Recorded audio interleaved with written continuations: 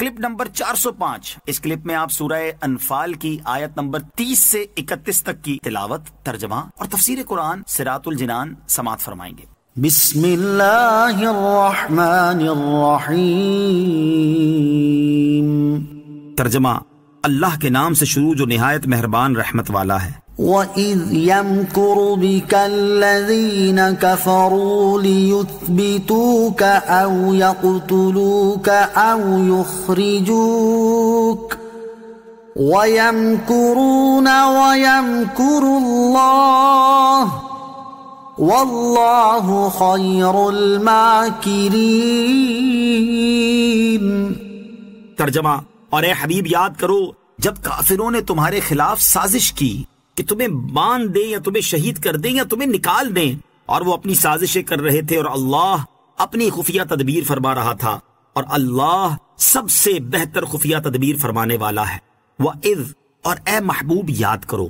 آیت میں اس واقعے کا ذکر ہے جو حضرت عبداللہ ابن عباس رضی اللہ تعالی عنہما نے ذکر فرمایا کہ کفار قریش دار الندوہ یعنی کمیٹی گھر میں رسول کریم علیہ الصلوۃ والسلام کے بارے میں مشورہ کرنے کے لیے جمع ہوئے، اور ابلیس لعین ایک بڈھے کی صورت میں آیا اور کہنے لگا، میں نجد کا شیخ ہوں، مجھے تمہارے اس اجتماع کی اطلاع ہوئی تو میں آیا، مجھ سے تم کچھ نہ چھپانا، میں تمہارا رفیق ہوں اور اس معاملے میں بہتر رائے سے تمہاری مدد کروں گا۔ انہوں نے اس کو شامل کر لیا اور تاجدار رسالت صلی اللہ تعالی علیہ وسلم کے متعلق رائے زنی شروع ہوئی۔ ابو البختری نے کہا کہ میری رائے یہ ہے کہ محمد صلی اللہ تعالی علیہ وسلم کو پکڑ کر ایک مکان میں قید کر دو اور مضبوط بندشوں سے باندھ کر دروازہ بند کر دو، صرف ایک سوراخ چھوڑ دو جس سے کبھی کبھی کھانا پانی دیا جائے اور وہیں وہ ہلاک ہو کر رہ جائیں۔ اس پر شیطان لعین جو شیخ نجدی بنا ہوا تھا بہت ناخوش ہوا اور کہا، بڑی ناقص رائے ہے، جب یہ خبر مشہور ہوگی تو ان کے اصحاب آئیں گے اور تم سے مقابلہ کریں گے اور انہیں تمہارے ہاتھ سے چھڑا لیں گے۔ لوگوں نے کہا، شیخ نجدی ٹھیک کہتا ہے۔ پھر حشام بن عمر کھڑا ہوا، اس نے کہا، میری رائے یہ ہے کہ ان کو یعنی محمد صلی اللہ تعالی علیہ وسلم کو اونٹ پر سوار کر کے اپنے شہر سے نکال دو، پھر وہ جو کچھ بھی کرے اس سے تمہیں کچھ ضرر نہیں۔ ابلیس نے اس رائے کو بھی ناپسند کیا اور کہا، جس شخص نے تمہارے ہوش اڑا دیے اور تمہارے دانش مندوں کو حیران بنا دیا، اس کو تم دوسروں کی طرف بھیجتے ہو، تم نے اس کی شیریں کلامی نہیں دیکھی ہے، اگر تم نے ایسا کیا تو وہ دوسری قوم کے دلوں کو تسخیر کر کے ان لوگوں کے ساتھ تم پر چڑھائی کر دیں گے۔ اہل مجمع نے کہا، شیخ نجدی کی رائے ٹھیک ہے۔ اس پر ابو جہل کھڑا ہوا اور اس نے یہ رائے دی کہ قریش کے ہر خاندان سے ایک ایک عالی نسب جوان منتخب کیا جائے اور ان کو تیز تلواریں دی جائیں، وہ سب یکبارگی حضور علیہ الصلوۃ والسلام پر حملہ آور ہو کر قتل کر دیں تو بنی ہاشم قریش کے تمام قبائل سے نہ لڑ سکیں گے، زیادہ سے زیادہ یہ ہوگا کہ انہیں خون کا معاوضہ دینا پڑے گا اور وہ دے دیا جائے گا۔ ابلیس لعین نے اس تجویز کو پسند کیا اور ابو جہل کی بہت تعریف کی اور اسی پر سب کا اتفاق ہو گیا۔ حضرت جبرائیل علیہ الصلوۃ والسلام نے سرکار کائنات صلی اللہ تعالی علیہ وسلم کی خدمت میں حاضر ہو کر یہ واقعہ پیش کیا اور عرض کی کہ حضور رات کے وقت اپنی خوابگاہ میں نہ رہیں، اللہ تعالیٰ نے اذن دیا ہے، آپ مدینہ طیبہ کا عزم فرمائیں۔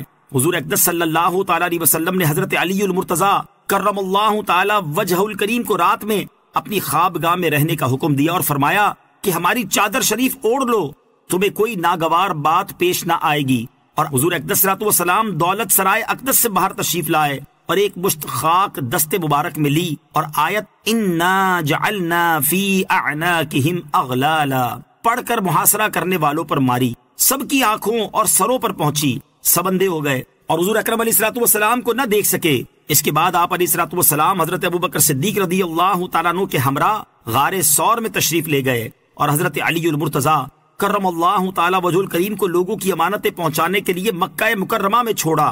مشرکین رات بھر سید عالم صلی اللہ تعالی علیہ وسلم کے دولت سرائے اقدس کا پہرا دیتے رہے۔ صبح کے وقت جب قتل کے ارادے سے حملہ آور ہوئے تو دیکھا کہ بستر پر حضرت علی کرم اللہ تعالی وجہ الکریم ہیں۔ ان سے حضور علیہ الصلوۃ والسلام کے بارے میں دریافت کیا کہ کہاں ہیں، تو انہوں نے فرمایا ہمیں معلوم نہیں۔ کفار قریش تلاش کے لیے نکلے، جب غار ثور پر پہنچے تو مکڑی کے جالے دیکھ کر کہنے لگے اگر اس میں داخل ہوتے تو یہ جالے باقی نہ رہتے۔ حضور علیہ الصلوۃ والسلام اس غار میں 3 دن ٹھہرے، پھر مدینہ طیبہ روانہ ہوئے۔ وَإِذَا تُتْلَى عَلَيْهِمْ آيَاتُنَا قَالُوا قَدْ سَمِعْنَا لَوْ نَشَاءُ لَقُلْنَا مِثْلَ هَذَا إِنْ هَذَا إِلَّا أَسَاطِيرُ الْأَوَّلِينَ۔ ترجمہ، اور جب ان کے سامنے ہماری آیات کی تلاوت کی جاتی ہے تو کہتے ہیں بے شک ہم نے سن لیا، اگر ہم چاہتے تو ایسا کلام ہم بھی کہہ دیتے۔ یہ صرف پہلے لوگوں کی داستانیں ہیں۔ وَإِذَا تُتْلَى عَلَيْهِمْ آيَاتُنَا، اور جب ان کے سامنے ہماری آیات کی تلاوت کی جاتی ہے۔ شان نزول، یہ آیت قبیلہ بنو عبد الدار کے ایک شخص نضر بن حارث کے بارے میں نازل ہوئی۔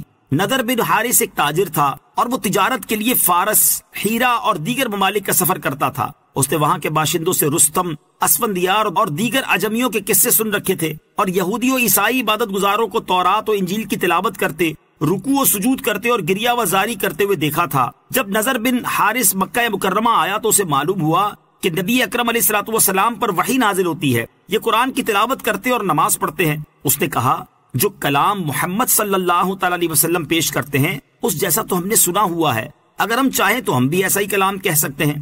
اللہ تعالیٰ نے ان کفار کا یہ مقولہ بیان کیا کہ اس میں ان کی کمال درجے کی بے شرمی و بے حیائی ہے۔ قرآن پاک کی تحدی فرمانے اور فصحائے عرب کو قرآن کریم کے مثل ایک صورت بنا لانے کی دعوتیں دینے اور ان سب کے عاجز رہ جانے کے بعد یہ کلمہ کہنا اور ایسا باطل دعویٰ کرنا نہایت ذلیل حرکت ہے۔ صلو علی الحبیب صلی اللہ تعالی علی محمد صلی اللہ تعالی وسلم۔ مجھے اپنی اور ساری دنیا کی لوگوں کی اصلاح کی کوشش کرنی ہے انشاءاللہ عز و جل۔